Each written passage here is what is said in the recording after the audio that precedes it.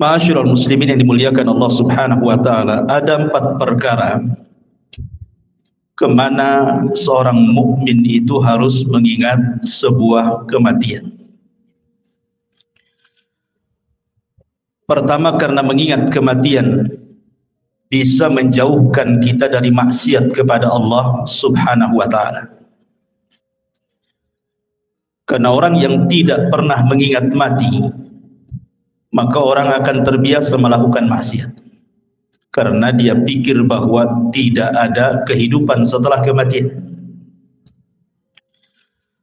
Kemudian yang kedua, orang yang selalu mengingat kematian akan mempermudah untuk segera bertobat dan juga melakukan amal saleh. Kemudian yang ketiga,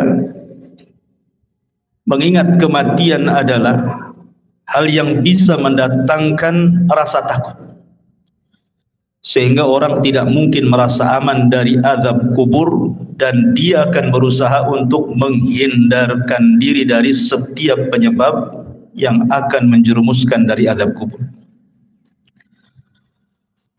Tentu yang terakhir, mengingat kematian karena kematian sebuah kepastian, datangnya tanpa pemberitahuan, dan kematian bukan akhir dari sebuah perjalanan. Inilah hikmah kenapa kita disuruh mengingat kematian. Ma'asyiral muslimin yang dimuliakan Allah Subhanahu wa taala, Utsman ibn Affan radhiyallahu an, apabila berdiri di samping kuburan, maka Utsman selalu menangis.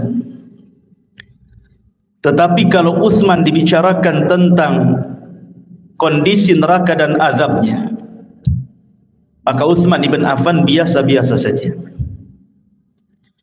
Kemudian ditanyakan kepada Utsman ibn Affan penyebabnya. Kenapa kalau disebut atau melihat kematian dia menangis, tetapi kalau diceritakan tentang akhirat dia biasa saja? Maka jawaban Utsman ibn Affan radhiyallahu an mengutip sabda Nabi sallallahu alaihi wasallam. Kata Nabi sallallahu alaihi wasallam, kata Utsman, "Innal qabra awwalu manazilil akhirah. Fa in naja minhu fama ba'dahu aisaru minhu. Wa illam yanju minhu fama ba'dahu asyaddu minhu." Sesungguhnya kuburan itu, kata Utsman mengutip sabda Nabi, adalah awal tempat seseorang menuju akhirat. Kalau dia selamat di kuburan, maka setelahnya lebih mudah bagi dia. Tetapi kalau dia tidak selamat di dalam kuburan, maka setelahnya akan lebih keras kepada dia. Itulah kenapa kemudian Utsman menangis saat diceritakan soal kematian. Banyak riwayat yang dicantumkan oleh Imam Ibnu Katsir ketika memberikan catatan kepada ayat yutsabbitullahu alladhina amanu bil qauli tsabit. Allah tetapkan jawaban bagi orang-orang yang beriman dengan jawaban yang mantap saat fitnah kubur. Saya akan sebutkan beberapa riwayat yang berkaitan dengan kematian. Pertama, riwayat daripada Bara bin Azib radhiyallahu anhu. Suatu ketika kata Bara bin Azib radhiyallahu anhu, kami keluar bersama Nabi sallallahu alaihi wasallam mengiringi jenazah seorang laki-laki dari Ansar. Maka ketika galian kubur itu sudah digali dan belum sampai kepada lahatnya, maksudnya lubang kedua dalam kuburan disebut lahat namanya, maka Nabi sallallahu alaihi wasallam kemudian duduk dan kami pun duduk, kata Bara ibn Azib radhiyallahu anhu. Kemudian kata Nabi sallallahu alaihi wasallam, "Ista'idzu billahi min adzabil qabr." Mintalah perlindungan kepada Allah dari azab kubur. Rasul sallallahu alaihi wasallam menyebutnya marrataini aw thalathan, 3 kali. Kemudian Rasul menceritakan tentang ruhnya seorang mukmin. Kata Nabi sallallahu alaihi wasallam, innal abda al-mu'mina idza kana fi inqita'i minad dunya wa iqbali minal akhirati nazala ilaihi malakun minas sama bidul wujuh ka'anna wujuhahumus syamsu. Apabila seorang hamba mukmin, kata Rasul, ketika dia hendak berpisah dari dunia dan menghadap akhirat, maka turun malaikat dari langit yang berwarna sangat putih sekali. Wajah-wajah malaikat ini sangat putih. Dan yang dimaksud malaikat di sini tentu bukan satu malaikat, bukan malakul maut saja, tidak, tetapi diiringi dengan rusulul maut namanya, pembantu-pembantu malaikat maut, berdasarkan ayat Al-Quran, tawaffathum rusuluna, kami wafatkan dengan mengutus utusan-utusan kami, menunjukkan bukan satu malaikat tetapi banyak malaikat. Tentu banyaknya malaikat ini berdasarkan tugas masing-masing. Malaikat maut itu kan hanya mencabut nyawa saja. Selepas itu kemudian diserahkan kepada malaikat rahmat kalau dia seorang mukmin, atau kepada malaikat azab kalau dia orang kafir atau orang fasik. Lah tentu kondisi seperti ini, ikhwan, tidak ada yang tahu kecuali orang yang meninggal. Orang-orang yang menyaksikan di sekitarnya, orang yang sedang nazah itu, tidak ada yang tahu bahwa di situ ada malaikat. Yang tahu hanyalah orang yang sedang nazah saja. Karena sebagian para ulama ketika menjelaskan apakah orang yang meninggal dunia itu mampu melihat malaikat, sebagian ulama mengatakan iya, mereka akan melihat malakul maut. Dan juga mereka akan diperlihatkan catatannya, walaupun hanya sekilas pandang saja. Catatan selama hidup dia itu, dia akan diperlihatkan sekilas saja. Dan itulah kondisi-kondisi menakutkan, sehingga kenapa Rasul mengatakan saat orang seperti ini tidak boleh mengatakan kecuali kebaikan. Dan inilah doa yang paling mustajab bagi orang-orang yang hidup di sekitarnya. Minta kepada Allah agar orang ini dimudahkan kematiannya. Lah setelah itu kemudian kata Nabi sallallahu alaihi wasallam, ma'ahum kafanun min akfanil jannati wa hanutun min hanutil jannah. Pembantu-pembantu malaikat maut ini, sebagian mereka membawa kain kafan dari sorga dan juga minyak wangi dari sorga. Hatta yajlisu minhu madal basar, sampai kemudian mereka duduk sejauh mata memandang.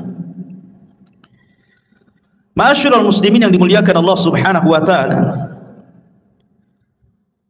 para ulama mengatakan bahwa ketika Allah Subhanahu wa taala mengirim para malaikat untuk mencabut nyawa dan juga menyediakan peralatan-peralatan fardu kifayah seperti kain kafan dan juga wewangian, kalau dia ruhnya seorang mukmin, maka akan diutus malaikat yang indah sekali dalam rangka ikraman, memuliakan jasad yang akan dicabut ruhnya itu.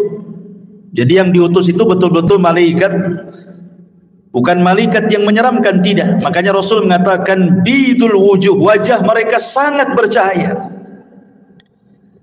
Kemudian juga a'wanul malakal maut ini, pembantu-pembantu malaikat maut ini, mereka ditugaskan sebagian mereka untuk membisikkan di telinganya. Apa bisikannya? Alla takhafu wa la tahzanu wa abshiru bil jannati allati kuntum tu'adun. Kamu jangan takut, kamu jangan khawatir, karena Allah sudah janjikan kepadamu surga yang akan menantimu. Artinya bahwa kematian seorang mukmin itu sangat indah sekali, sangat indah, dan itulah yang dikehendaki seorang mukmin. Makanya di zaman Nabi SAW ketika ada jenazah yang lewat, kata Nabi SAW, yastarih mustarih wa mustarahu minhu. Mustarih wa mustarahu minhu. Sahabat mengatakan, apa yang dimaksud mustarih dan apa yang dimaksud mustarah minhu ya Rasulullah? Kemudian Rasul menjelaskan, kalau dia hamba yang mukmin, maka dia mustarih, artinya dia menuju peristirahatannya. Dia meninggalkan keperitan dunianya, dia meninggalkan kesusahan dunianya, dan itulah yang dikehendaki seorang mukmin. Karena di dunia ini kan lelah kita hidup ini, ikhwan. Banyak masalah, banyak ujian, banyak cobaan. Apabila kemudian dia meninggalkan dunia, artinya dia meninggalkan kelelahan itu. Itu kalau seorang mukmin. Tetapi kata Nabi SAW, kalau dia orang fajir, orang jahat, mustarah minhu. Apa mustarah minhu? Maksudnya bukan dia yang beristirahat, tetapi orang lain beristirahat dari dia. Orang lain senang dengan kematiannya, orang lain mengutuk kematiannya, mendoakan buruk kematiannya, bahagia dengan kematiannya. Itu maksudnya mustarah minhu itu.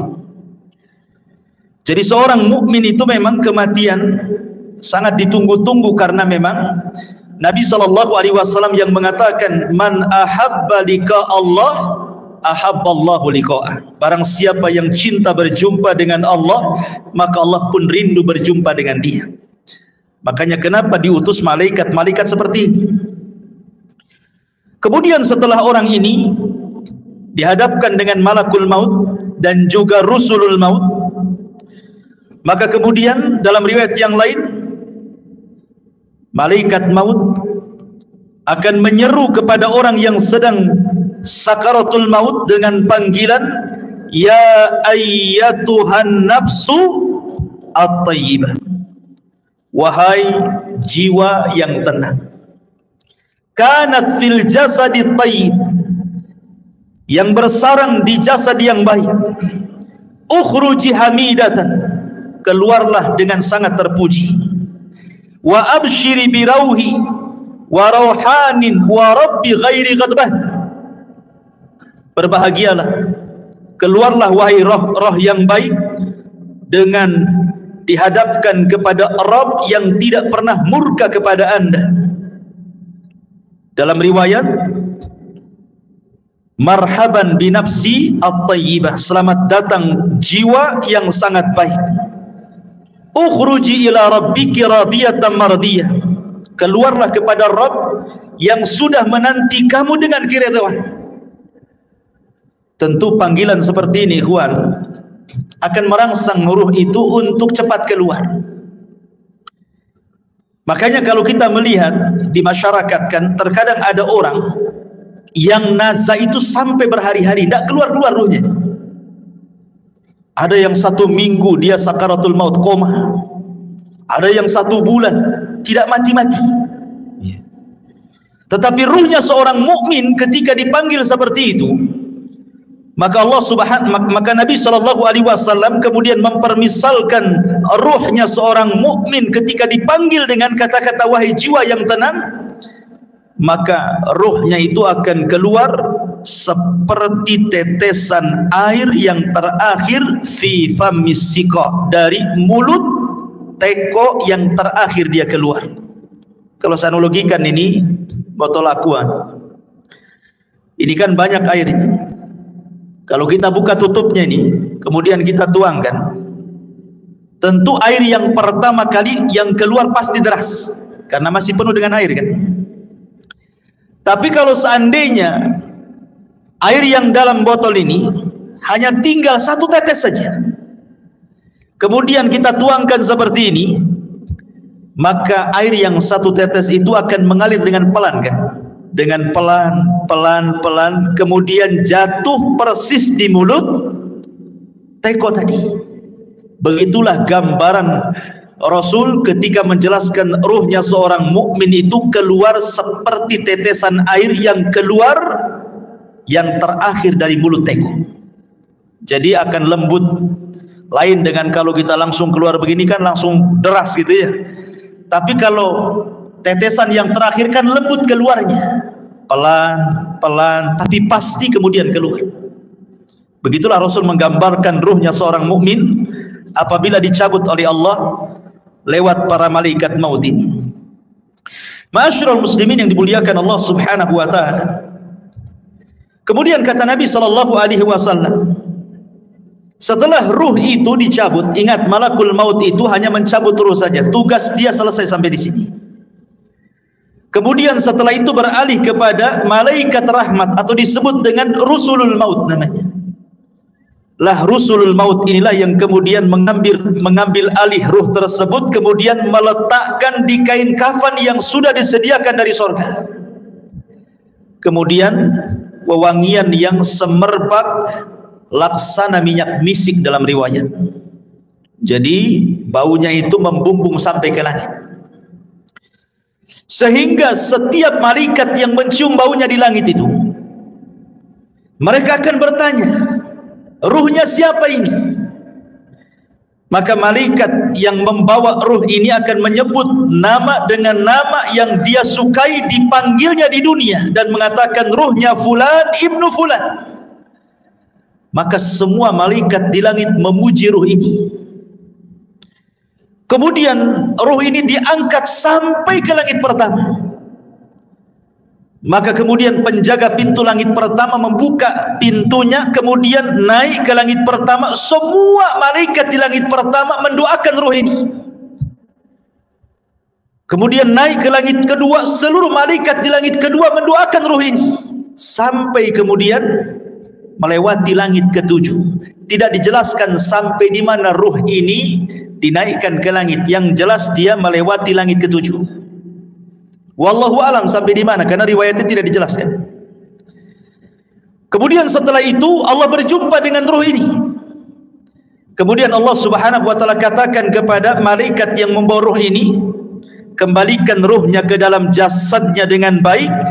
Catatannya, angkat, letakkan di tempat yang paling tinggi yang disebut dengan Illiyin. Illiyin itu tempat yang paling tinggi yang ada di sorga. Letakkan catatannya di situ. Kemudian ruhnya kembalikan ke dalam jasadnya. Maka kemudian ruh itu ke dalam jasadnya dikembalikan.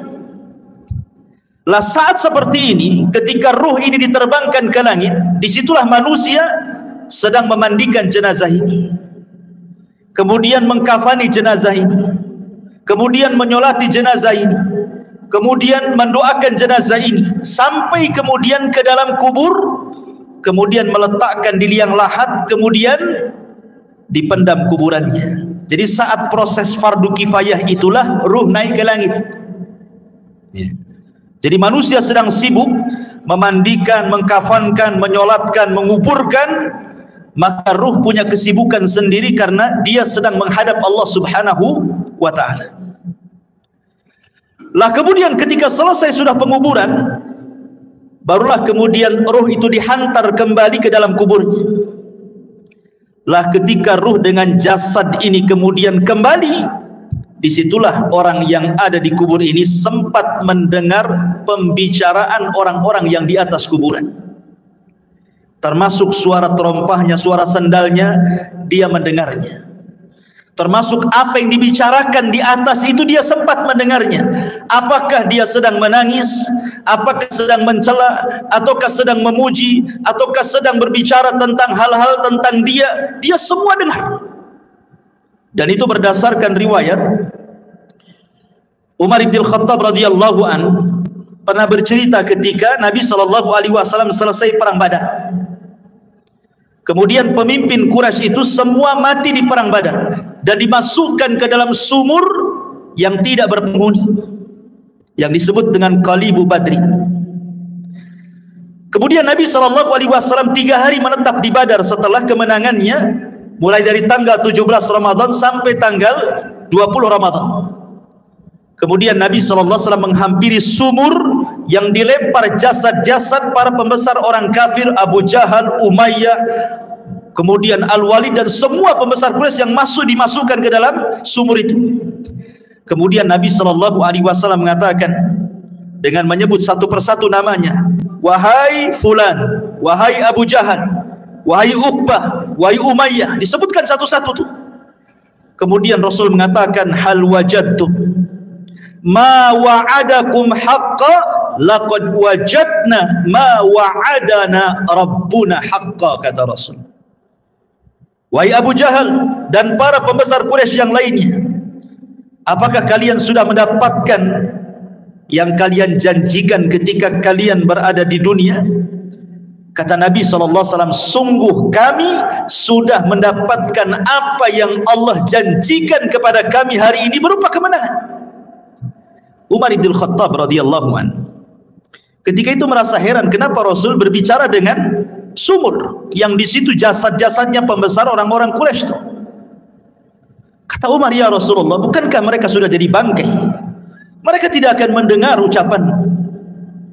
Tapi Nabi SAW mengatakan, ya Rasulullah, ketika Umar mengatakan, atukallimu amwatan, kenapa kau bicara dengan orang mati? Maka Rasul mengatakan, wallahi ya Umar, ma antum asma lima aqulu lahum. Kalian tidak lebih mendengar dibandingkan orang-orang yang ada dalam sumur ini kepada ucapanku. Artinya para pembesar Quraisy yang sudah mati, yang sudah dimasukkan ke dalam sumur itu sangat mendengar ucapan Nabi. Dari sini istinbat para ulama bahwa apabila orang masuk ke dalam kuburan, maka dia mendengar saat itu apapun yang dibicarakan orang di atas kuburan itu. Makanya pentingnya kita ini menjadi orang baik. Sebab kalau orang jahat pasti akan dibicarakan keburukan di atas kuburan, dan itu menakutkan dia dalam kuburan kan itu. Tetapi kalau yang dibicarakanlah pujian-pujian, tentu akan menenangkan, karena tidak mungkin Allah mengumpulkan dua rasa takut baik ketika di dunia ataukah ketika di dalam kuburan. Tidak mungkin Allah kumpulkan dua rasa takut. Kalau dia takut di dunia semasa hidupnya, maka dia akan merasa aman di kuburannya. Tapi kalau dia merasa aman di dunia, maka dia akan merasa takut di kuburannya. Lah ketika kemudian dia sempat mendengar suara-suara pembicaraan orang yang di atas kuburan, sampai yang terakhir sandal yang melangkah meninggalkannya, disitulah Ma'laik kemudian orang ini sempat mendengar akhir suara terompah yang meninggalkan jauh sampai di pintu gerbang kuburan. Disitulah Allah Subhanahu wa ta'ala kirim amal solehnya. Dalam riwayat yang dikeluarkan atau yang diriwayatkan Abi Hurairah radhiyallahu an,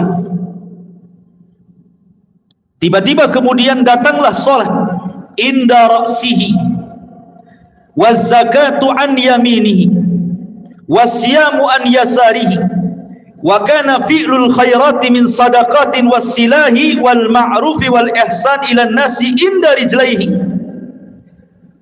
Tiba-tiba ini sebelum mungkar dan nakir datang, maka amalan salat akan mendatangi dan ada di atas kepalanya.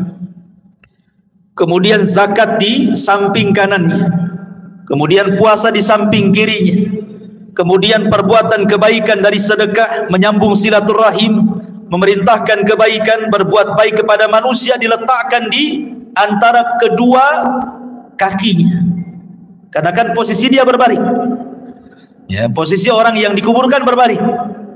Sehingga di arah kepalanya ada sholat, kemudian samping kirinya ada puasa, samping kanannya ada zakat, kemudian di sebelah kakinya ada sedekah, ada silaturahim, ada kebaikan, dan begitu seterusnya.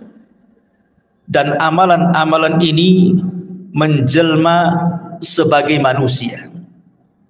Jadi amalan-amalan soleh itu, salat akan menjadi manusia, kemudian zakat akan menjadi manusia, dan akan mengelilingi dia dalam kuburannya. Sehingga kemudian ketika mungkar dan nakir ini datang, kemudian hendak membentak dengan fitnah kubur, dengan pertanyaan-pertanyaan kuburannya dari arah kepalanya, maka amalan yang ada di kepalanya, amalan solatnya akan mendorongnya dan mengatakan, ma qibali madkhal, tidak ada jalan lewat sini. Kemudian yang ketika malaikat mungkar dan nakir akan bertanya dari sebelah kirinya, maka akan didorong oleh amal soleh sebelah kirinya dan mengatakan, ma qibali madkhal, tidak ada jalan kau untuk bertanya kepada orang ini. Dan begitu seterusnya. Setiap kali malaikat mungkar dan nakir bertanya ini dari arah mana saja, maka kalian dilindungi oleh amal solehnya. Subhanallah ikhwan. Ya. Sehingga malaikat yang akan memfitnah kubur ini kebingungan harus bertanya dari arah mana. Makanya kemudian disebutkan dalam riwayat ini, fayajlisu wa qad tamatsalat lahu asy-syamsu wa qad danat lil ghurub fayuqalu lahu akhbirna amma nas'aluka fayaqulu da'uni hatta usalli. Ketika kemudian malaikat maut atau malaikat mungkar nakir hendak bertanya, tiba-tiba tidak digubris, tidak direspon oleh orang ini dan mengatakan jangan tanya saya hendak sholat. Dia kepikiran ingin sholat. Bayangkan, ruhnya seorang mukmin yang ada dalam kubur itu masih kepikiran ingin sholat dan mengatakan da'uni hatta usalli, jangan dulu kau tanya aku sampai aku laksanakan sholat, katanya. Padahal sudah tidak ada sholat lagi di kuburan. Tapi begitulah ruhnya seorang mukmin, semangat ibadahnya itu sampai dalam kuburan. Akhirnya kemudian dia pun didudukkan dengan cara baik, kemudian juga ditanya dengan cara baik masalahnya. Dalam sebuah riwayat bahwa malaikat mungkar dan nakir ini saat bertanya kepada ruhnya orang yang beriman ini, kata Nabi SAW bahwa bentuknya ini memang luar biasa, sangat menakutkan. Di mana suaranya kalbarki, suaranya malaikat mungkar dan nakir itu seperti petir, menggelegar. Kemudian juga ucapannya seperti kilat dan wajahnya sangat menakutkan. Dari sini ikhwatu fiddin, pertanyaan semudah apapun dalam kondisi takut pasti akan sulit dijawab, kan? Anda saya tanya dengan pertanyaan-pertanyaan, tetapi kemudian setelah itu saya bunuh Anda, umpamanya saya letakkan pistol di kepala, kemudian saya tanya dengan beberapa soalan. Ketika rasa takut menguasainya, soalan semudah apapun akan sulit dijawab. Akan sulit dijawab. Ini kan soalan-soalan yang ma'ruf kita dengar di dunia. Siapa Rabbmu? Kita katakan Allah. Siapa Nabimu? Kita katakan Muhammad. Apa agamamu? Kita katakan Islam. Itu kan mudah. Mudah soalan ini. Tetapi dalam kondisi takut ikhwatu fiddin, walaupun soalan-soalan ini mudah dijawab, belum tentu orang bisa menjawab. Karena memang suara malaikat ini yang bertanya kepada orang ini luar biasa. Suaranya seperti kilat menggelegar, wajahnya menakutkan. Disinilah Allah Subhanahu wa ta'ala berikan hidayah kepada ruhnya seorang mukmin, kepada hamba seorang mukmin, dan Allah katakan yusabbitullahu alladhina amanu bil qauli tsabit. Allah akan tetapkan jawaban orang-orang yang beriman dengan jawaban yang mantap. Jadi yang menjawab itu adalah ketetapan dari Allah, taufik dari Allah, bukan kita. Kan dalam kondisi takut kita tidak bisa jawab, ya. Tetapi hamba yang beriman ditolong dalam kuburannya, sehingga Allah Subhanahu wa ta'ala arahkan jawabannya, sehingga setiap ditanya dia sanggup menjawab. Dan ketika dia sanggup menjawab itulah Allah Subhanahu wa ta'ala memberikan rekomendasi dari langit dan mengatakan ang sadaqa abdi, hambaku telah benar. Ketika sudah dikatakan hambaku telah benar, mungkar dan nakir pun sudah pergi, tiba-tiba Allah katakan bentangkan kuburannya sejauh mata memandang. Bentangkan kuburannya sejauh mata memandang. Berikan cahaya dalam kuburannya. Bukakan pintu dari sorga.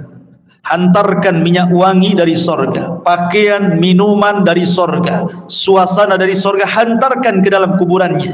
Itulah yang disebut dengan nikmatul kubur namanya. Nikmat kubur.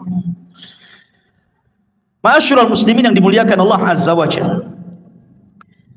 Aisyah radhiyallahu anha pernah menceritakan suatu ketika masuk nenek-nenek Yahudi ke rumah Aisyah radhiyallahu anha. Kemudian nenek Yahudi ini mengatakan kepada Aisyah radhiyallahu anha, "Inna ahlal kubur yu'adzabuna fi kuburihim." Sesungguhnya orang-orang yang dikubur itu, kata nenek Yahudi ini, mereka akan diazab dalam kuburan mereka. Kemudian Aisyah mengatakan, kadzab, didusta kamu. Saya akan tanyakan kepada Nabi SAW.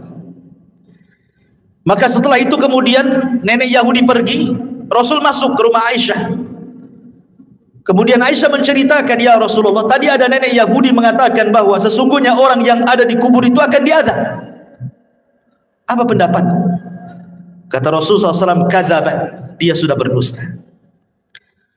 Tiba-tiba kemudian wahyu turun, memberitahu dan membenarkan ucapan orang Yahudi atau nenek Yahudi itu. Kemudian kata Nabi SAW, ya. Kemudian Rasul mengatakan, inna hadhil ummah tubtala fi kuburihim. Telah benar ucapan nenek Yahudi itu, karena setiap umat itu akan diuji dalam kuburannya. Maksudnya akan diuji dalam kuburannya, akan diberikan fitnah yang sangat menakutkan. Disinilah Nabi SAW mengatakan bahwa kuburan itu awal tempat seseorang menuju akhirat.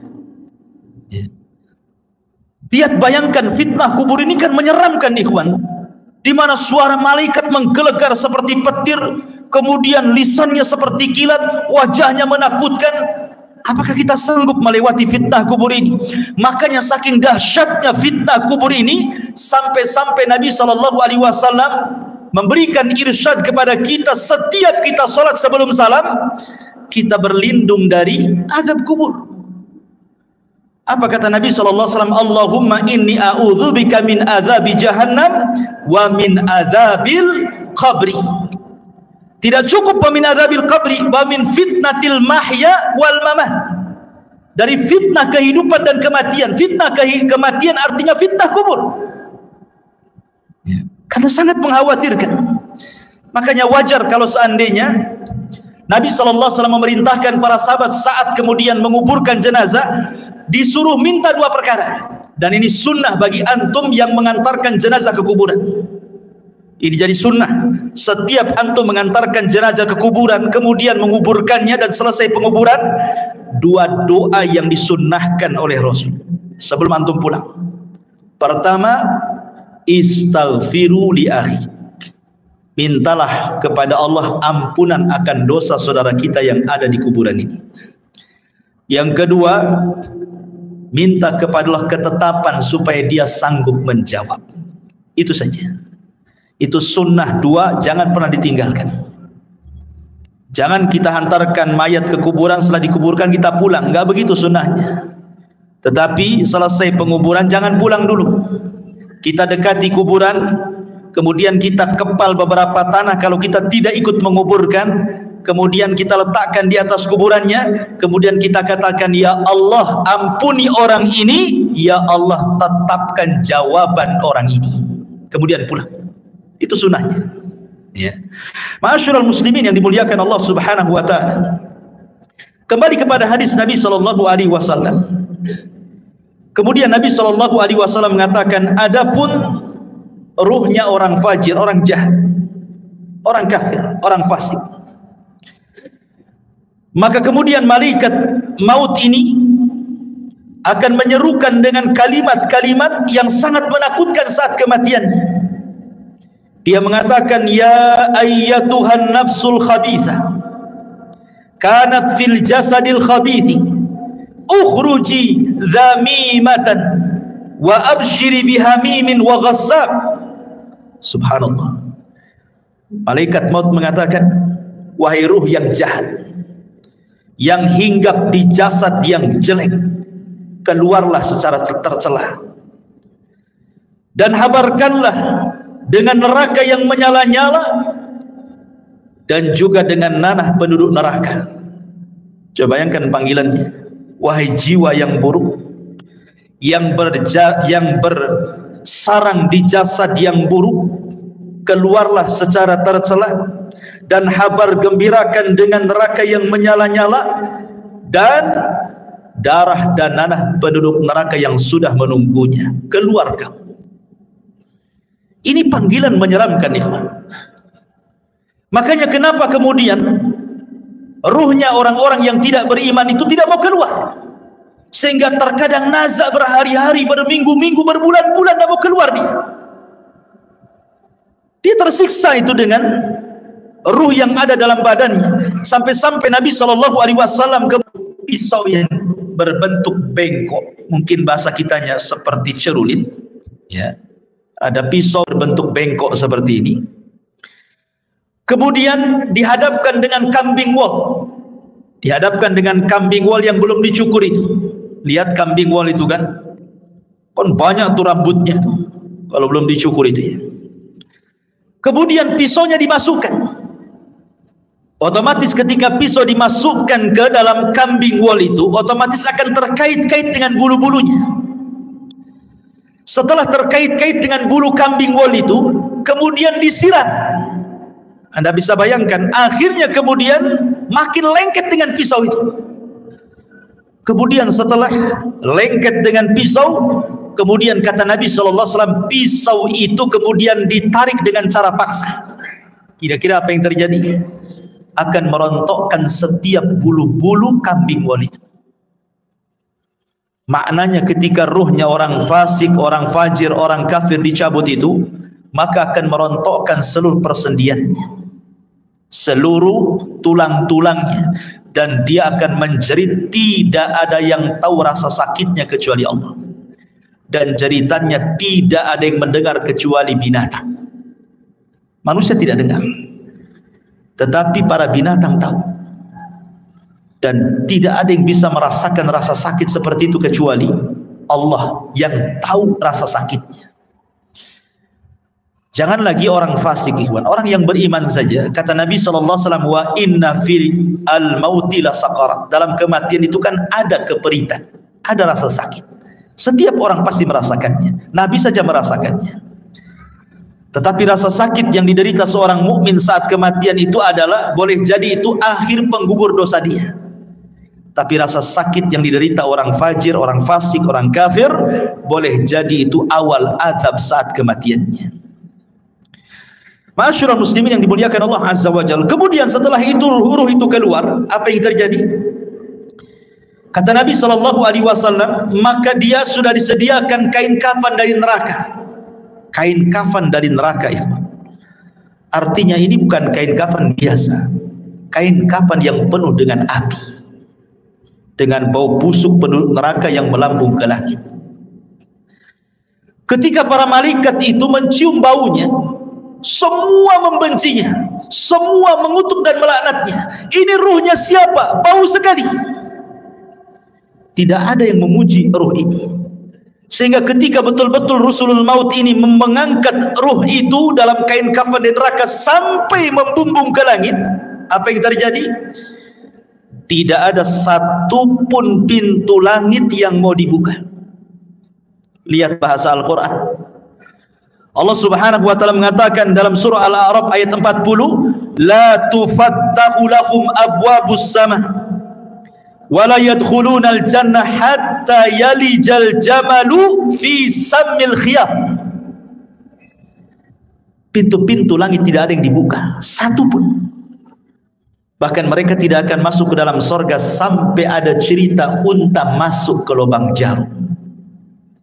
Bagaimana mungkin unta yang sangat besar masuk ke lubang jarum? Lubang jarum itu kecil, unta itu besar. Artinya bahwa selubang jarum pun pintu langit itu tidak akan dibuka, dan dia tidak akan menembus walaupun hanya langit pertama. Kemudian setelah itu Allah Subhanahu wa taala hanya berfirman kepada ruh yang jelek ini dan mengatakan, letakkan catatannya fi sijin. Sijin ini tempat di bawah dasar bumi. Kenapa tidak diletakkan di lapisan bumi pertama, kedua, ketiga sampai ketujuh? Sebagian ulama mengatakan bumi menolak catatan amalnya. Bumi saja menolak. Di mana lapisan bumi pertama menolak untuk diletakkan catatannya, kemudian turun lagi ke lapisan kedua menolak juga, lapisan ketiga menolak juga, sampai lapisan bumi yang terakhir menolak juga. Ketika kemudian ditolak, akhirnya diletakkan di mana catatan itu? Di sijin, ya, di dasar bumi yang paling dalam. La haula wala quwata illa billah. Kemudian kata Allah Subhanahu wa taala dalam Al-Qur'an, "Wa man yusyrik billahi faka'annama kharra minas sama' fatakhtafuhu at-tayru aw tahwi bihi ar-rih fi makanin sakhih." Maka ruhnya akan dijatuhkan, tidak dihantar malaikat, sehingga ruh itu seperti terbang yang disambar burung ataupun dihempaskan dengan angin, sehingga ketika ruh ini kembali ke dalam jasadnya seperti orang yang jatuh dari ketinggian. Begitulah rasanya. Anda bisa bayangkan, Anda jatuh dari atas ketinggian 20-30 meter saja, rasanya luar biasa sakit. Itulah yang akan dirasakan oleh ruhnya orang jahat ketika dilempar dari langit kemudian menyatu lagi dengan jasadnya. Apa yang terjadi ketika itu? Kalau dia memang amalan solehnya mungkin kurang, dia sholat tapi mungkin jarang-jarang, atau mungkin sholatnya asal-asalan, datang itu amalan-amalan sholat dia, atau mungkin amalan-amalan yang lainnya, tetapi sosoknya menjadi orang lemah, tidak bisa kemudian menolak malaikat mungkar dan nakir yang akan menghajar dengan pertanyaannya. Tidak sanggup menolak. Lain kalau dia seorang yang beriman, maka amal solehnya akan menolak dia, ya, sehingga akan sulit kemudian mungkar dan nakir mendekatinya. Tetapi kalau dia amal solehnya mungkin ringan saja, dia sholat kadang tidak, dia akan datang amal-amal yang lainnya, tetapi tidak bisa melindunginya, sehingga dengan mudah mungkar dan nakir itu dalam kondisi sudul wujuh, kata Rasul, sangat buruk sekali wajahnya, hitam kelam, kemudian membentak dengan suara petir, dengan suara kilat, menakutkan, sehingga ketika ditanya, man rabbuk, siapa Rabbmu, wa ma nabiyuk, siapa nabimu, wa ma dinuk, apa agamamu, pertanyaan ini ringan, tapi karena ketakutan yang bersangatan, dia pun tidak bisa menjawab dan mengatakan, wallahi la adri aqulu kama qala an-nas wa fa'altu kama fa'ala an-nas. Aku tidak tahu, aku mendengar, ya pernah mendengar apa yang diucapkan manusia seperti itu. Dia tidak bisa menjawab, ya. Ketika dia tidak bisa menjawab berkali-kali, apa yang terjadi? Maka Allah Subhanahu wa taala akan mengirim penyeru dari langit dan mengatakan, "An-kadzaba 'abdi, hambaku telah berdusta." Subhanallah. Disebutkan dalam riwayat, "Tsumma yuqayyadu lahu a'ma, asam, akma, abka." Didatangkan kepadanya orang yang buta, orang yang tuli, orang yang bisu, wa fiyadihi mirzabatun, di tangannya ada gada yang sangat besar, lau dzuriba biha jabalun lakana turaba, kalau palu itu dipukulkan di bukit atau gunung itu hancur jadi tanah. Dan itu dipukulkan setiap kali dia tidak bisa menjawab. Tidak bisa menjawab, dipukul. Tidak bisa menjawab, dipukul. Yang kalau dipukulkan, lau dzuriba biha jabalun, kata Rasul, kalau pukulan itu diletakkan di gunung batu, lakana turaba, gunung itu akan menjadi turab, tanah, hancur berantakan. Bagaimana kalau dipukulkan kepada manusia? Mengerikan, ikhwatul fiddin yang dimuliakan Allah Azza wa Jalla. Maka ketika itu kemudian Allah Subhanahu wa taala katakan, sempitkan kuburannya sesempit-sempitnya. Kemudian bukakan pintu neraka kepadanya. Hantarkan hembusan-hembusan panah dari neraka ke dalam kuburannya. Kemudian dia pun mendapatkan azab kubur yang nanti saya akan jelaskan seperti apa azabnya. Tapi kita kembali kepada pembahasan awal ruhnya seorang mukmin. Ma'asyiral muslimin yang dimuliakan Allah Azza wa Jalla, ketika ruhnya seorang mukmin sudah selesai dari fitnah kubur, maka Nabi sallallahu alaihi wasallam menjelaskan, fayuqalu lahu unzur ila maq'adika minan nar.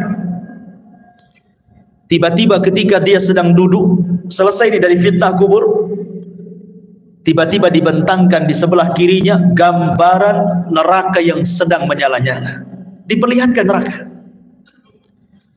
Kemudian dikatakan, ungzuru, lihatlah, ila maq'adika minan nar, tempatmu di neraka itu. Kemudian qad abdalakallahu bihi maq'adan minal jannah, tapi tenang, tempatmu bukan di sana. Kemudian sebelah kanannya digambarkan gambaran sorga dan dikatakan tempatmu di sini. Dalam riwayat, maka kemudian malaikat ini mengatakan, lihatlah tempat dudukmu di neraka in asaita, kalau engkau bermaksiat, itulah tempat dudukmu. Tapi karena engkau yang beriman, maka tempat dudukmu bukan di sana. Kemudian tempat dudukmu di sini. Ketika dia melihat bagaimana sorga dengan gambaran keindahannya diperlihatkan itu dalam kuburan itu, apa yang terjadi? Maka dia langsung berteriak dan mengatakan, ya Rabb, aqimis-sa'ah, ya Rabb, tegakkan kiamat, supaya aku bisa kembali ke istana dan keluarga. Tetapi Allah Subhanahu wa taala mengatakan, belum, kiamat masih panjang. Dalam riwayat yang lain, nim naumatal arush, sebaiknya kau tidur seperti tidurnya pengantin baru. Sehingga ketika dia terbangun, seolah-olah dia tidur zuhur dan bangun asar, kiamat sudah dibangkitkan. Artinya kehidupan kuburan tidak akan terasa walaupun zaman berlalu. Anggaplah mungkin zaman dulu, zaman Nuh, orang-orang yang beriman itu meninggal dunia, sampai hari ini kan kiamat belum dikiamat-kiamatkan. Bagaimana kehidupan mereka? Rupanya mereka ditidurkan oleh Allah di atas kenikmatan yang disebut dengan nikmat kubur, karena ruh mereka diberikan nikmat oleh Allah. Nanti ada pembahasan kemana ruhnya orang yang beriman dalam kuburan ini. Tapi jasadnya dikuburkan, ya. Mereka tidak akan merasakan, sehingga ketika kiamat dibangkitkan baru dia tertidur, terbangun dari tidurnya seolah-olah hanya setengah hari saja, mulai zuhur sampai asar dia tidur, kemudian dia terbangun. Rupanya Israfil sudah menyiapkan sangkakalanya untuk meniup sangkakala pertama kiamat, kehancuran alam semesta pertama dibangkitkan. Ma'asyiral muslimin yang dimuliakan Allah Subhanahu wa taala. Kemudian setelah kemudian orang yang beriman mendapatkan nikmat kubur dan orang-orang fajir dan fasik mendapatkan azab kubur, di sana ada peristiwa yang tidak mungkin orang lepas. Apakah dia mukmin, apakah dia kafir, apakah dia fasik, apakah dia fajir, apakah dia sahabat Nabi ataukah bukan sahabat Nabi, ada peristiwa yang tidak bisa lepas dari manusia. Apa itu? Himpitan kuburan. Semua manusia akan dihimpit dalam kuburnya, tidak akan selamat. Mau bayi sekalipun yang belum punya dosa tetap akan dapat himpitan kuburan. Bahkan sahabat Nabi sekelas Sa'ad ibn Mu'adz, yang satu kabilah Aus masuk Islam karena dia. Kemudian saat kematiannya 70.000 malaikat tidak pernah turun dari langit, turun pula ke bumi untuk ikut memandikan jenazahnya. Tapi Rasul mengatakan, kalau ada orang yang selamat dari himpitan kubur, Sa'adlah orangnya. Tapi Sa'ad pun tidak selamat. Bayangkan, himpitan kubur tidak akan menyelamatkan siapapun, mau sahabat Nabi atau bukan sahabat Nabi, mau orang yang beriman atau orang kafir, semua akan merasakan himpitan kuburan ini.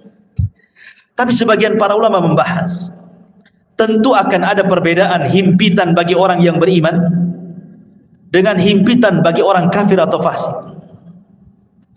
Sebagian ulama mengatakan, adapun himpitan bagi orang yang beriman itu seperti ibu memeluk anaknya. Rasa kasih sayang seorang ibu kepada anaknya, seperti itulah bumi ketika menghimpit, laksana seorang ibu memeluk anaknya.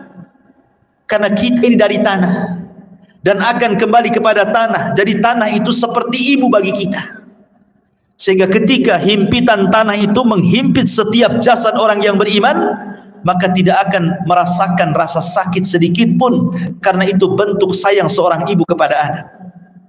Tetapi kalau yang dihimpit itu orang kafir, orang fasik, orang fajir, orang jahat, maka dia akan merasakan sakit yang luar biasa. Dia akan menjerit-jerit, semua tidak ada yang mendengar kecuali binatang jeritannya, karena akan mematahkan semua tulang, persendian dan begitu seterusnya. Ma'asyiral muslimin yang dimuliakan Allah Azza wa Jalla, inilah sekilas gambaran ruhnya orang mukmin, fasik, fajir, fasik, munafik dan begitu seterusnya saat kematian. Kita masuk pada pembahasan yang kedua tentang macam-macam azab kubur. Ma'asyiral muslimin yang dimuliakan Allah Azza wa Jalla, azab kubur itu adalah sebuah hal yang wajib kita imani. Syekhul Islam Ibn Taimiyah rahimahullahu taala mengatakan, wa qad tawataratil akhbar an Rasulillah sallallahu alaihi wasallam fi thubuti adabil qabri. Habar-habar tentang adab kubur, kata Syekhul Islam Ibn Taimiyah, derajatnya sampai tingkat mutawatir. Jangan sampai diingkari, karena riwayatnya mutawatir. Artinya mutawatir itu banyak sekali riwayatnya. Dan dikatakan oleh Al-Imam Al-Munawi, adzabul qabri haqqun. Azab kubur itu sebuah hak adanya. Dan Imam Ghazali mengatakan, man angkarahu fahuwa mubtadi'un. Siapa yang mengingkari azab kubur, maka dia adalah ahli bid'ah. Dan Imam Suyuti mengatakan, adzabul qabri wa adzabul barzakh. Azab kubur adalah azab barzakh. Udhifa ilal qabri li'annahu al-ghalib. Kenapa disebut kubur? Karena memang umumnya orang dikubur. Tapi sebenarnya ini disebut dengan barzah. Barzah itu artinya penghalang tembok antara kehidupan dunia dengan kuburan. Makanya tidak akan bisa orang itu mengintip kehidupan kuburan. Kenapa? Karena ada barzah, tembok yang menghalangi antara kita dengan mereka. Walaupun Anda pasang CCTV sekalipun, kita letakkan CCTV dalam kuburannya, maka kita tidak akan mampu melihat mungkar, nakir, peristiwa apapun yang ada di kuburannya. Ingat, karena ada barzah tadi. Barzah itu penghalang antara kehidupan kita di atas bumi dengan kehidupan di bawah bumi. Ma'asyiral muslimin yang dimuliakan Allah Subhanahu wa taala, bicara tentang adab kubur ada 9 poin yang ingin saya jelaskan. Yang pertama, tadi sudah dijelaskan dalam riwayat yang kita sudah lalui penjelasannya, az-zarbu bimitraqatin min hadidin. Pertama, pukulan dengan palu dari besi yang bisa menghancurkan gunung. Dan itu berdasarkan hadis Anas ibn Malik radhiyallahu anhu yang dikeluarkan Imam Bukhari, di mana disebutkan bahwa fayasihu sayhatan yasmauha man yalihi illa tsaqalaini. Ketika dia dipukul dengan palu itu, tidak ada manusia atau jin yang mendengarnya kecuali makhluk dari selain keduanya. Artinya jin dan manusia tidak bisa mendengar jeritannya. Yang bisa mendengar hanyalah binatang-binatang itu. Binatang mendengar jeritan kita, tetapi manusia dan jin tidak bisa mendengarnya. Kemudian yang kedua, yufrashu lahu qabruhu naran wa yulbasu naran wa yuftahu lahu babu ila nar wa yudayyaku alaihi qabruhu wa yudrabu bimitraqatin azimatin law dhuriba biha jabalun la sara turaba wa yubashshiru bil adzabi fil akhirah. Kemudian yang kedua, azab kubur itu terkadang dalam bentuk dihamparkan tikar dari neraka, dipakaikan pakaian dari neraka, dibukakan pintu dari neraka, disempitkan kuburannya, diletakkan palu yang bisa menghancurkan gunung, dan ditakut-takuti dengan azab akhirat. Bayangkan orang yang di kuburan itu, sebagian mereka dibentangkan tikar dari neraka, dipakaikan pakaian dari neraka lagi, dibukakan pintu dari neraka lagi, disempitkan lagi kuburannya. Subhanallah. Ini azab kubur yang kedua. Gambaran azab kubur yang kedua bisa dibaca dalam hadis yang dikeluarkan Imam Ahmad, Abi Dawud dari hadis Bara bin Azib. Kemudian yang ketiga, al-khasfu fil ardi. Terkadang dibuat gempa dalam kuburan. Yang merasakan orang yang dikubur saja tuh. Kita di atas bumi tidak ada gempa, tapi yang ada di kubur itu merasa digempakan, seolah-olah dia kemudian bumi itu digempa-gempakan dan dia merasakan seperti itu. Dan ini berdasarkan hadis Ibnu Umar radhiyallahu anhuma yang dikeluarkan Imam Bukhari dan Muslim. Kemudian yang keempat, syakku janibai al-fammi ila qafah. Terkadang datang malaikat yang menakutkan, kemudian membawa celurit yang sangat tajam, kemudian dimasukkan ke mulutnya, kemudian diiris sampai ke tengkuknya. Jadi tarik, dimasukkan pisau itu ke mulutnya, kemudian ditarik sampai ke tengkuknya. Naudzubillah. Atau terkadang radkhur ra'si bil hijarah. Ada malaikat yang membawa batu besar, kemudian orang itu dibaringkan, kemudian dibentur-benturkan kepalanya. Kalau hancur nih, dikembalikan lagi kepalanya menjadi bentuk baru, dihancurkan kembali, dan begitu seterusnya. Terkadang al-harqu fi tannuri minan nar, disediakan satu mangkok, satu bejana yang sangat besar, isinya air yang mendidih dari api neraka, kemudian digorengkan di dalamnya. Atau terkadang as-sibahatu fi nahri min damin ma'adh-dharbi bil hijarah. Tiba-tiba kemudian dia dihadapkan dengan sungai, semuanya bentuk darah. Kemudian dia diletakkan di tengah-tengah sungai darah itu. Kemudian dia akan berenang, tidak bisa ke pinggir, karena setiap ke pinggir maka akan dipukulkan batu yang sangat besar ke mulutnya, sehingga dia akan berputar-putar sampai mati hidup lagi, dan begitu seterusnya. Dan 4 poin ini berdasarkan hadis Bukhari yang dikeluarkan atau yang diriwayatkan oleh Samurah ibn Jundab radhiyallahu anhu. Kemudian yang nomor 8, ishti'alul malil masruq minal ghanaim ala sahibihi. Kalau dia dahulunya di dunia suka mencuri ghanimah, harta rampasan perang yang belum dibagi, maka harta itu akan didatangkan dan akan menyala-nyala seperti api yang sangat besar dan menyambar-nyambar dirinya. Atau yang terkadang, yang terakhir yang nomor 9, wa ma'ahadal adab al-hissi hunaka aidan adabul ma'nawi. Ini kan adab hissi, adab badannya, tapi di sana juga adab, ada yang disebut azabun ma'nawi, azab secara makna, dengan ditakut-takutinya dia dengan neraka.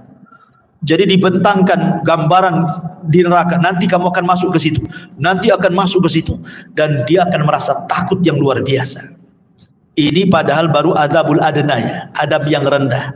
Adab yang besar itu nanti di neraka. Ini 9 gambaran tentang azab kubur. Adapun azab kubur sendiri, ikhwan, itu terbagi menjadi 2. Ada azab kubur itu yang azabun daim la yanqati'u ila qiyamis sa'ah. Azabnya terus sampai kiamat dibangkitkan, enggak terputus. Dan yang kedua, ada azab kubur itu tidak terus tetapi terputus. Seperti apa gambarannya? Yang pertama, azab kubur yang tidak terputus sampai kiamat adalah azab kubur bagi orang kafir dan bagi orang munafik, dan itu disebutkan dalam surah Ghafir ayat 46. Adapun azab yang terputus adalah azabnya usatul muwahhidin. Mungkin di dunia dia ahli tauhid, orang yang beriman, tetapi terjerumus kepada kemaksiatan. Dia sholat tapi masih berzina, dia sholat masih berdusta, dia sholat mungkin riba, dan begitu seterusnya. Jadi dia masih berbuat baik, beribadah, tapi satu sisi dia bermaksiat, ya. Maka orang-orang yang seperti ini tidak terus menerus sampai kiamat. Akan tetapi orang yang seperti ini akan terputus azabnya dengan rahmat Allah subhanahu wa ta'ala. Jadi akan terputus dengan rahmat Allah subhanahu wa ta'ala. Itu berdasarkan hadis Abdullah ibn Umar radhiyallahu anhuma. Nabi mengatakan, inna ahadakum idza mata urida alaihi maq'aduhu bil ghadati wal ashi, in kana min ahlil jannah famin ahlil jannah, wa in kana min ahlin nar famin ahlin nar, yuqalu hadza maq'aduka hatta yab'atsaka Allahu ilaihi yaumal qiyamah. Kata Nabi SAW, sungguhnya salah seorang di antara kalian apabila mati, maka akan ditampakkan tempat duduknya siang dan malam. Kalau dia termasuk penduduk sorga, maka dia akan menjadi penduduk sorga. Kalau dia termasuk penduduk neraka, maka selamanya dia akan diazab sampai kiamat dibangkitkan. Artinya kalau orang beriman, ya akan diazab, tetapi ada akhirnya, terputus. Mungkin dengan rahmat dan kasih sayang Allah Subhanahu wa ta'ala. Tapi kalau dia orang kafir, orang munafik, maka tidak akan terputus. Kemudian pembahasan yang keempat, tentang apa penyebab azab kubur. Penyebab azab kubur yang paling dominan adalah an-namimah, orang yang suka mengadu domba. Wa adamu tanazzuh minal baul, dan tidak perhatian dengan kebersihan hadas. Dia kencing sembarang. Kan banyak tuh orang yang kencing-kencing sembarang, ya, tidak cebok gitu ya, tidak jelas ceboknya. Dan ini berdasarkan hadis Nabi SAW dari Abdullah ibn Abbas radhiyallahu anhuma. Jadi Nabi SAW ketika itu lewat di dua kuburan, dua-duanya sedang diazab. Kemudian Rasul mengambil pelepah kurma, kemudian dibelah dua, kemudian ditancapkan di dua kuburan. Kemudian Rasul mengatakan, mudah-mudahan dengan dua pelepah kurma yang belum kering ini bisa meringankan azabnya. Kemudian sahabat mengatakan, kenapa orang itu diazab wahai Rasul? Kata Rasul, yang satu karena dia namimah, suka mengadu domba. Yang satu karena tidak pernah bersih apabila membersihkan hadas. Ini dua poin. Yang ketiga, ghibah. Orang yang suka menggibah. Dan ini berdasarkan hadis yang dikeluarkan Imam Ahmad dan juga At-Tabrani dengan sanad yang sahih dari hadis Abi Bakrah. Bahwa Nabi SAW mengatakan salah satunya adalah yang menjadikan penyebab azab kubur adalah ghibah. Ghibah itu membicarakan orang yang kalau orang itu mendengarnya dia tidak suka. Kemudian yang nomor 4, al-ghulul. Dia khianat dalam harta, mencuri harta orang. Kemudian juga yang nomor 5, hajrul Qur'anil Karim wa rafduh. Dia tidak suka dengan Quran. Dan penyebab orang jauh dari Al-Quran hari ini apa? Handphone. Yang menyebabkan orang jauh dari Quran itu HP atau handphone. Subhanallah, gara-gara handphone, Quran itu tidak pernah disentuh lagi. Alasannya sudah ada aplikasi Al-Quran di dalam handphone. Saya nggak yakin. Nggak yakin orang punya handphone itu ada aplikasi Quran kecuali download kan. Harusnya yang pertama kali kalau antum beli handphone itu yang di download itu Quran kan. Harusnya yang pertama kan. Tapi enggak, yang pertama di download apa? Facebook dulu, YouTube dulu, Instagram dulu, kan begitu ya. Quran itu belakangan kalau butuh saja. Padahal harusnya yang pertama itu. Subhanallah ya. Sekarang ini banyak orang yang mengeser hal-hal yang baik, tetapi hanya sekedar copy paste, kemudian pemberitahuan ibadah kepada manusia lewat medsos, tapi dia sendiri malas ibadah kan. Malas. Bahkan orang yang ibadah saja sekarang diberitahu. Kalau dulu orang sholat malam, tidak ada yang memberitahu dia sedang sholat malam kan. Sekarang dia kasih tahu orang. Kalau dia sedang sholat malam itu dia kasih tahu orang dengan cara apa? Ya nulis status lah di Facebook. Ya mudah-mudahan ada yang bangun jam sekian. Maksudnya itu ingin ngasih tahu bahwa dia bangun. Cuman ngasih tahu saja. Sholat kan gitu, seolah-olah dia sedang sholat, orang tidak kan begitu. Ini kan ria juga. Apa bedanya kan begitu? Sekarang ini semua itu memang banyak orang yang baik mengeser kebaikan, tapi hanya di-share saja. Orang yang mengeser sendiri tidak pernah mengamalkan kebaikan yang di-share-nya kan. Lalu apa faedahnya ikhwatu fiddin muliakan Allah Azza wa Jalla? Makanya di sini ikhwatu fiddin bahwa tantangan yang paling berat ketika orang jauh dari Quran itu adalah handphone. Handphone ini tidak bisa lepas dari kita. Tidur saja wajib di sampingnya. Kalau bisa itu sekarang ada power bank itu wajib di sampingnya. Nggak perlu lagi dicopkan, sudah ada di bawah bantal. Bangun saja itu yang dibaca. Kira-kira ada apa nih? Ya. Kemudian kalaupun dia sekarang kan tidak ada orang dengar televisi kan atau melihat televisi, jarang. Orang sekarang pegang handphone, di mobil pegang handphone, di pekerjaan tinggal handphone. Kalau hilang handphonenya, itu kayaknya hilang dunia dari dia. Ya kan? Kalau dompet ketinggalan, gampang lah nanti. Tapi kalau handphone ketinggalan, pulang diambil. Ya, sampai seperti itunya. Jadi ini salah satunya adalah hajrul Quran, meninggalkan Quran, termasuk juga an-naumu anis salatil maktubah. Orang yang sengaja tidur ketika datang waktu salat. Dan itu berdasarkan riwayat yang dikeluarkan ataupun dari sahabat Samurah ibn Jundab radhiyallahu an, Nabi SAW mengatakan, ammal ladzi yuslagu ra'suhu bil hajar fa innahu ya'khudul Qur'an fayarfadhuhu wa yanamu anis salatil maktubah. Jadi ketika Rasul menjelaskan di kuburan itu ada malaikat yang membawa batu, kemudian ada yang terlentang, kemudian dibenturkan kepalanya sampai hancur. Kemudian malaikat ini pergi hendak mencari batu yang lain. Kemudian ketika datang batunya yang baru, rupanya kepalanya sudah kembali menjadi normal, dibenturkan lagi, kemudian cari batu lagi, dan begitu seterusnya. Kemudian Rasul menjelaskan bahwa adapun kenapa adab orang ini seperti ini, pertama karena dia tidak pernah membaca Quran, yang kedua karena dia tidur saat datang waktu sholat. Nah ini yang keenam. Kemudian yang ketujuh al-kadhib, orang yang suka berdusta.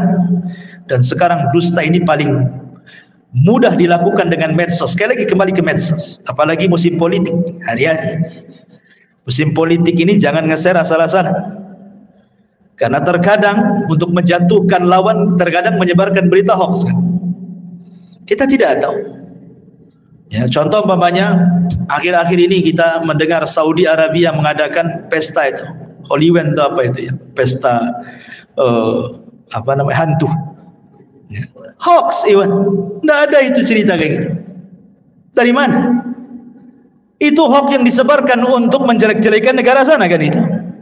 Itu kan sedang membuka festival apa ya, ceritanya begitu ya. Memang dia membuka semacam wahana wisata, kemudian di situ ada hantu-hantuan ya. Mungkin ada orang sana yang berpenampilan seperti itu, kemudian disebar seolah-olah Saudi mengadakan acara seperti itu. Ikhwatu fiddin, muliakan Allah Azza wa Jalla. Nah, berita-berita seperti ini kalau kita hanya melihat YouTube saja, oh seorang benar kan ya. Ini berita hoax. Kadang-kadang kita mudah terpancing dengan berita-berita seperti ini hanya karena melihat YouTube saja kan. Nah, ini hati-hati ya. Kalau kita mungkin hanya sekedar membaca, oke lah. Tapi kalau kemudian sampai mengeser, kan sama aja dengan hantu menyebarkan dusta kan.